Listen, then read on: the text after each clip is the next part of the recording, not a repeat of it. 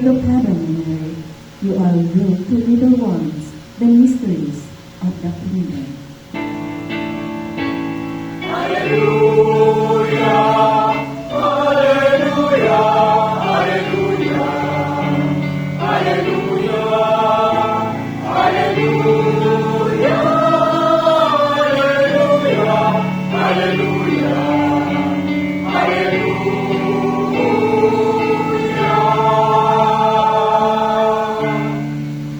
The Lord be with you. And with your spirit. A proclamation from the Holy Gospel according to Matthew. Glory to you, Lord. Jesus said to his disciples, I tell you, unless your righteousness surpasses that of scribes and Pharisees, you will not enter the kingdom of heaven. You have heard that it was said to your ancestors, you shall not kill, and whoever kills will be liable to judgment. But I say to you, whoever is angry with your brother will be liable to judgment.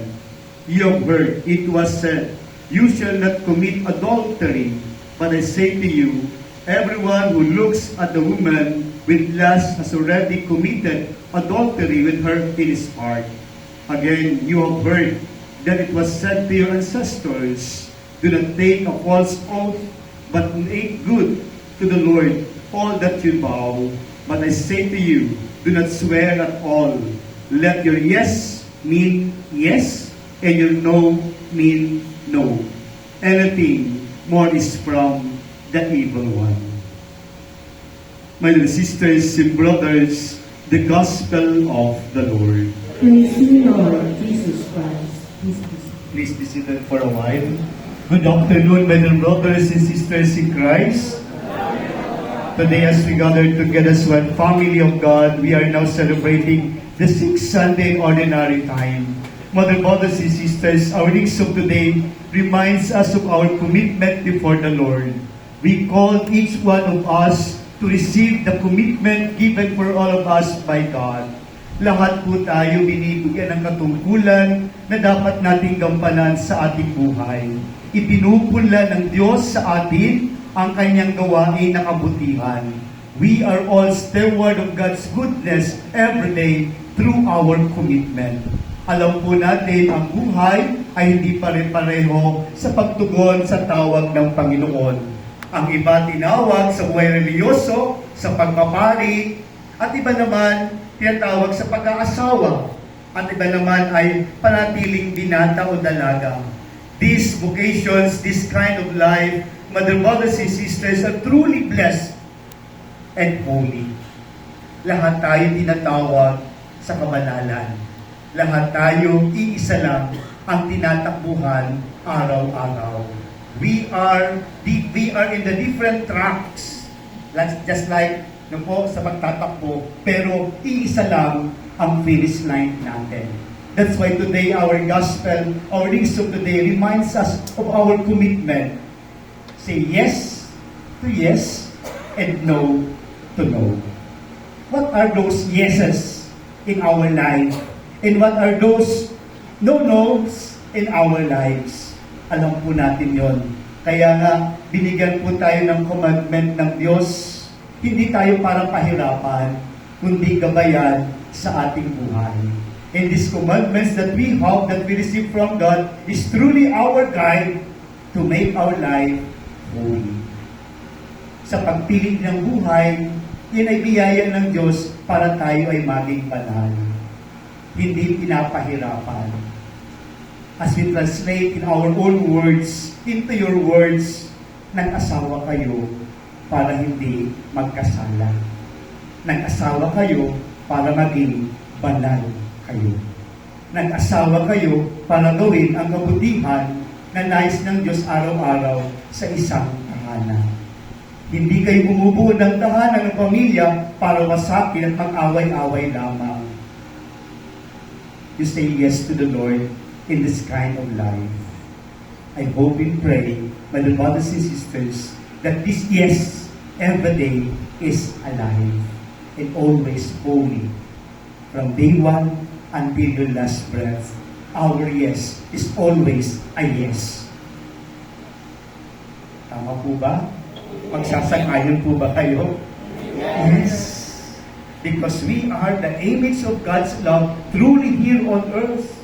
Lahat po tayo ay mukha ng pag-ibig na buhay na totoo araw-araw, hindi nagsisinungaling at nagkukunwaring kailanman ang pag-ibig ng Diyos.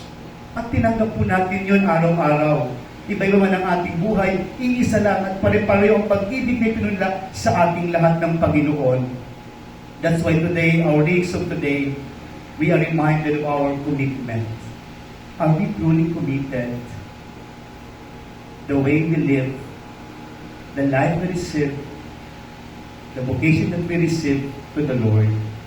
In this encounter, all of us, not only the participants, will renew our commitment, and even me, singing, "Here I am, Lord," is truly a blessing. It's a truly a blessing for all of us in gathering this kind of celebration. As we heard in our responsorial psalm today, happy are those who follow the law of the Lord. Masaya po ba kayo sa ginagawa nyo? Yes. O napipilitan lang? This is the law of the Lord. We gather as one family of God to renew our commitment. Sabi nga po kanina, no, parang si Kuya Vico kanina, I have heard that back. Walang lumubuhay para sa sarili lamang. We are here because we need each other. You love, you got married because you need your husband. You need your wife. Kailangan nyo ang isa't isa. Kaya kayo asawa. Pinagtagpo kayo ng Diyos dahil alam ng Diyos na kaya niyong panindigan ang kanyang pagmamahal na ipinagkatiwala sa inyo ng Diyos. Tinawag kayo ng Diyos sa kanyang altar dahil nakita ng Diyos na kaya niyong isabuhay araw-araw hanggang sa walang hininga ang iyong pagmamahalan tulad ng pagmamahal niya sa ating lahat. Kayang ibigay ang buong buhay sa buhay may pamilya. And that is the life, the love of God entrusted for all of us, Mother, brothers and sisters. Hindi po pipili ang Diyos ng iba. Bakit sila masaya? Ba't sila ganito ang buhay? The way we respond to our commitment. And truly, Mother, brothers and sisters, in this Sunday, before the season of Lent, we are now about to enter the season of Lent this coming Wednesday, the Ash Wednesday. But today, we are reminded of our commitment sa pag-alay ng Panginoon ng kanyang buhay, tanda ng pagmamahal sa atin. Paano tayo tumutugon sa Kanya? How do we respond to His love every day? But the brothers and sisters, married life is a concrete action of responding God's love every day. A married person, a married life is a concrete action to respond on God's love for all of us. Hindi lang po sa pari, hindi lang po sa madre, ang pagtugon sa kabanalan ng tawag ng Diyos. Lahat tayo. That's why every day, again, my brothers and sisters, the last part of our gospel today, always say yes to the Lord. Always yes to the love of Him. Yes, always, no po, to the commitment that we receive every day. Sana araw-araw tayo nagsasabi, yes, Lord, panindigan ko ang biyaya na kaloob mo sa akin.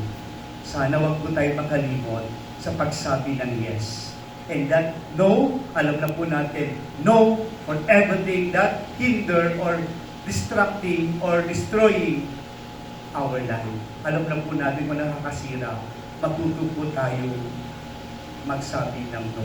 That's why the second reading of today, the wisdom of God is given for all of us today.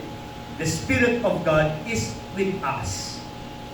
Kaya mayroon po tayong karapatan, mayroon tayong pananagutan sa pagsabi ng no sa mga kamalian ng ating buhay. Hindi po excuse na tao lang ako, mahina lang ako, ang kahinaan, ang pinagmumulan ng kalakasan upang tugunin at makapagsabi tayo, yes Lord, here I am to do your will, to follow your command. And therefore, if you are following His command, hindi po madali. Alam niyo po yun. Hindi madaling mabuhay may asawa. Hindi rin po madali para sa amin ang maging buhay pare o religyoso. But again, God always bless us, directing and bringing us all in the right path. At the end of the day, we say, yes, I am happy and fulfilled. Amen. And now po, we will now hear the